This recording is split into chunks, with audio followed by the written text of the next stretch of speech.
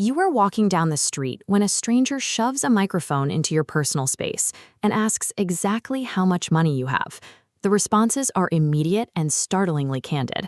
One person admits their bank balance is zero.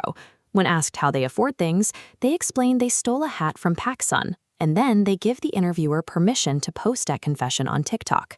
Discussing your salary used to be a social taboo, and admitting to a crime on camera was a legal liability. In the last decade, the cultural value placed on that level of privacy has sharply declined. This raises a question about the motivation behind the trade. Why would anyone offer up their legal safety and financial dignity in exchange for a few seconds of digital exposure? This viral interaction is a case study for a larger shift in what we consider valuable. It is a sign that our definition of personal currency has changed. This economy requires a specific setting, a public sidewalk temporarily converted into a makeshift production studio. The interviewer's process relies on speed. Asking, "Put this on TikTok," acts as an immediate release form, securing clearance before the subject reconsiders. Digital platforms prioritize engagement. Controversial topics like retail theft are fed into the system, filtered into retention hooks to stop users from scrolling.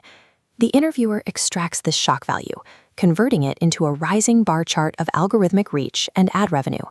In this context, the interviewer is an extractor, looking for raw human insecurity to process and sell. The subjects in these videos described a consistent economic reality, empty bank accounts, and a lack of steady employment. When economic instability becomes a long-term condition, it creates a form of financial desensitization. The traditional shame associated with being broke begins to wear away. For this demographic, the stress of having no money is no longer a private burden. It is treated as a shared, casual observation. If traditional markers of financial success, like savings or homeownership, feel mathematically impossible to reach, then the embarrassment of having nothing ceases to function as a deterrent. When the interviewer and the subject meet, they participate in a high-stakes negotiation. On one side of the scale, we see a total absence of traditional capital, lacking the cash and career prospects that provide security. But the camera reveals a new asset. The right side slams down, weighted by their audacity and willingness to overshare. The subject swaps their privacy for participation in the content machine, offering a confession of theft to pay for a moment on screen. When traditional wealth is out of reach, shock value becomes a functional currency. The exchange at PacSun is a single data point in a broader landscape of digital interaction.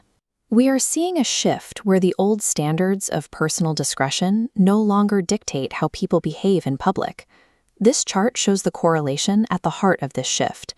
As financial stability trends downward, the willingness to broadcast personal data trends upward. The less someone has to lose economically, the more likely they treat privacy as a disposable asset. It leads to a question about your own limits.